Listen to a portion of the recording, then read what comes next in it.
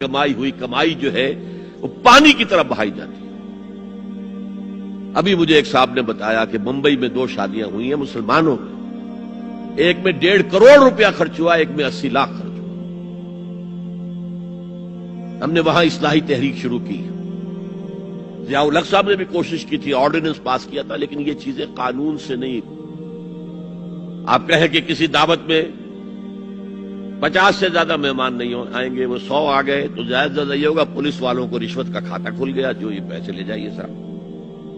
کبھی کبھی وہ پکی پکائی جگہ لے جا کے اپنے تھانے میں بیٹھ کے کھاتے تھے، لیکن قانون سے نہیں بدلتا مزاج۔ ہم نے کیا طے کیا؟ دیکھو یہ ہے چٹان کی بنیاد۔ آپ کو بڑی اونچی بلڈنگ بنانی ہو تو دیکھنا پڑتا ہے چٹان نیچے بنیاد زمین کیسی ہے۔ تو بنیاد کیا ہے؟ آپ سادگی کرو سادگی کرو سادگی کرو، یہ واسطہ بے معنی ہے بالکل، اس لیے کہ غریب کی سادگی کچھ اور ہے، امیر کی سادگی کچھ اور ہے، سادگی کے ایک معنی تو نہیں ہے۔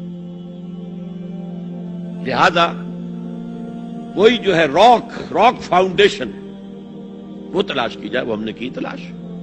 جو تقریب حضور سے صحابہ سے ثابت ہے ضرور کرو ضرور کرو ضرور کرو، عضوا علیہا بالنواجذ، اپنے دانتوں سے پکڑ لو اس کو۔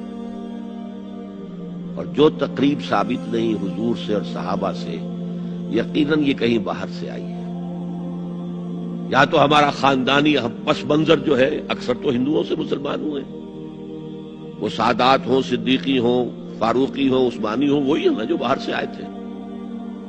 باقی تو اکثریت یہیں سے، وہ اپنا ہندوانہ پس منظر لے کر آئے۔ تو جس کا ثبوت صحابہ کے دور میں نہیں، وہ یقیناً باہر سے آئی ہوئی چیز ہے۔ اس میں پھر سادگی نہیں، اس میں کمی نہیں، جڑ سے کاٹو اس کو۔ اس بنیاد پر ہم نے 5 فیصلے کیے، ذرا سن لیجئے آپ بھی، اگر آپ کوئی سوشل ورک کرنا چاہیں اس کو عام کریں۔ نمبر 1، نکاح مسجد میں۔ حدیث موجود ہے، ترمذی شریف کی روایت، اعلنوا ھذا النکاح واجعلوہ فی المساجد، نکاح کا اعلان عام کیا کرو، مسجدوں میں منعقد کیا کرو۔ میں حیران ہوتا ہوں کیوں نہیں علماء کرام نے اس کی طرف توجہ دلائی۔ حدیث ہے، ہاں میں مانتا ہوں ان کا کہنا یہ ہے کہ یہ یہاں جو امر ہے کہ مسجد میں منعقد کرو، یہ امر وجوب کے لیے نہیں ہے، استحباب کے لیے، مستحب ہے یہ کہ مسجد میں۔ تو بھائی مستحب کیوں چھوڑ رہے ہو؟ وہ اس لیے چھوڑنا پڑتا ہے، مولوی بیچارے کی حیثیت ہے ہی نہیں معاشرے میں کہ وہ کہے جناب یہاں آئیے میرے پاس، میں نہیں آؤں گا آپ کے گھر نکاح پڑھانے کے لیے۔ وہ اپنا رجسٹر بغل میں دبائے بیٹھا سوکھتا رہتا ہے۔ وہ تو آنی تھی بارات عصر کے وقت، مغرب بھی جا رہی، آئی نہیں، وہ بیٹھا غریب۔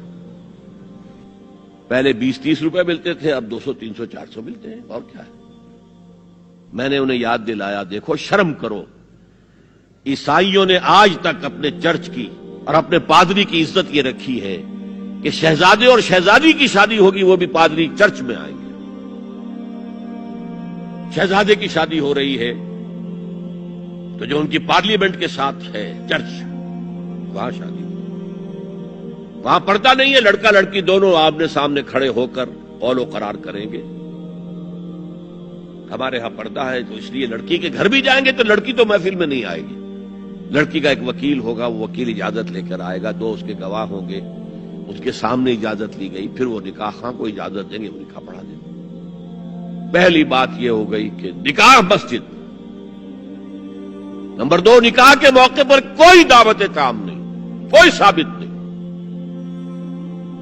دعوت طعام صرف ایک ہے، وہ ولیمہ ہے، اور اس قدر معقول بات ہے۔ سب باپ اپنے سینوں پر ہاتھ رکھ کر سوچیں اور میری بات سنیں، کیا بیٹی کو گھر سے رخصت کرنے کا وقت جو ہے وہ خوشی کا وقت ہوتا ہے؟ جب بیٹی گھر سے جا رہی ہو، کوئی جانور بھی آپ قربانی کے لیے، کوئی مینڈھا کو بکرا لے آئیں 8-10 دن پہلے اور بچے مانوس ہو جائیں تو وہ جب آپ ذبح کرتے ہیں تو پچھاڑے کھاتے ہیں کہ نہیں بچے؟ اور یہ لخت جگر ہے، نور چشم ہے، 18 20 22 برس گھر میں رہی ہے، وہ جا رہی ہے.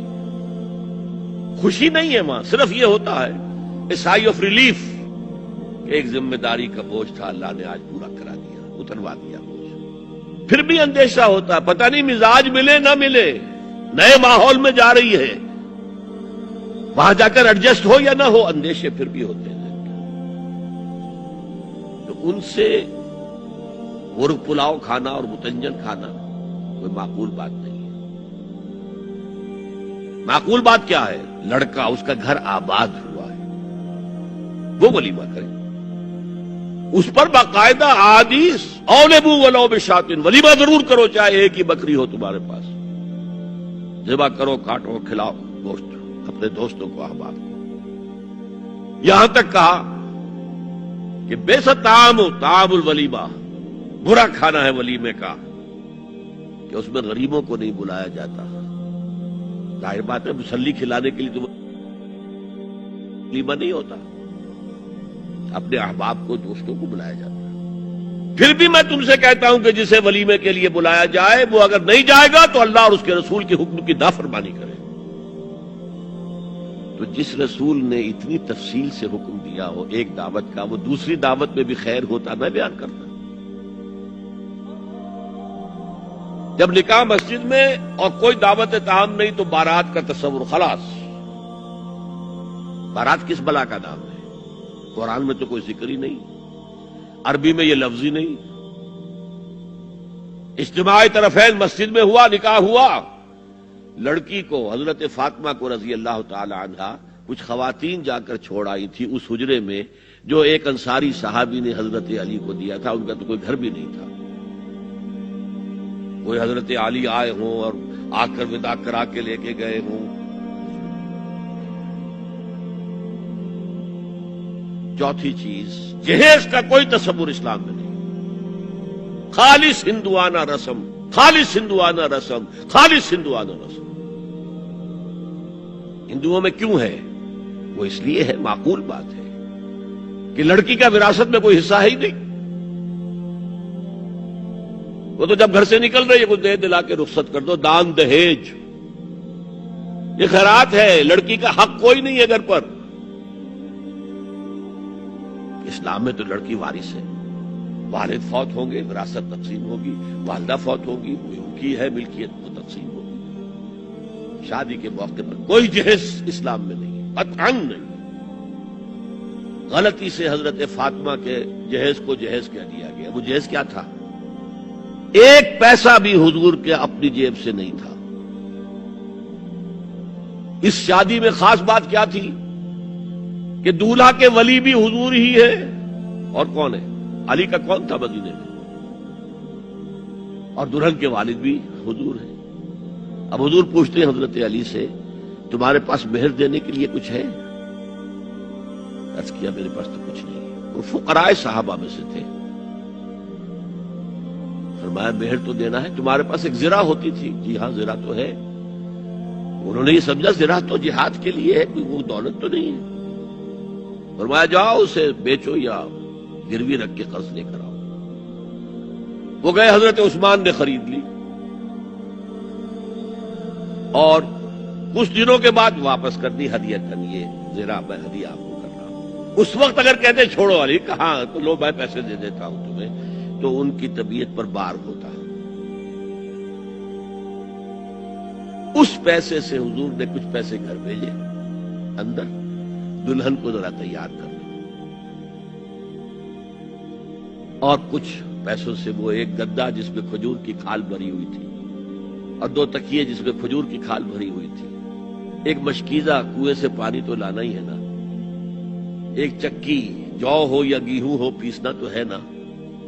کوئی 1-2 برتن اور اللہ اللہ خیر صلی اللہ. یہ تھا جسے جہیز کہتے ہیں، جس میں ایک پیسہ بھی حضور کا شامل نہیں ہے. وہ حضرت فاطمہ کا مہر تھا جسے بنایا گیا. ورنہ مدینے ہی میں دوسری آپ کی صاحبزادی کا نکاح حضرت عثمان سے بھی ہوا. کہیں ذکر ہے جہیز کا؟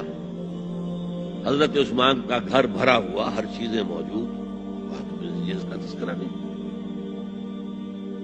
بہرحال یہ شادی کو آسان کرو زنا کو مشکل بناؤ.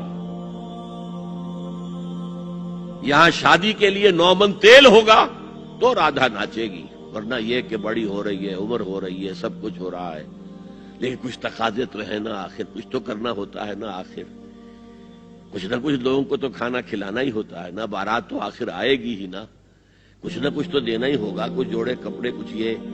اسلام کا فلسفہ جو میں نے 4-5 باتیں آپ کو بتا، فلسفہ یہ ہے کہ لڑکی کے باپ پر 1 پیسے کا بوجھ نہیں. اس نے لڑکی پال پوس کے تمہارے حوالے کر دیا، اب اور کیا چاہتے ہو تم؟ سارا مرد آزماں، مرد آفرین، مرد کو چیلنج دیا ہے، تم مرد ہو، مہر تم دو گے. اور سب سے بڑھ کر کیا ہو رہا ہے آج کل بھی ہوتا ہے، وہ ہمارے ایک کچھ کام ہوتے ہیں اسلامی، وہ بھی ہے کچھ وہی ہندوانہ پس منظر. نکاح کی محفل میں چھوارے کون لے کے آتا ہے جی؟ لڑکے والے. اور پلاؤ کن سے کھاتے ہیں بھائی؟ جس کو تمہیں مرغ پلاؤ کھلا رہا ہے وہ چھوارے نہیں بانٹ سکتا تھا؟ یہ ہے اسلام اور غیر اسلام کا امتزاج.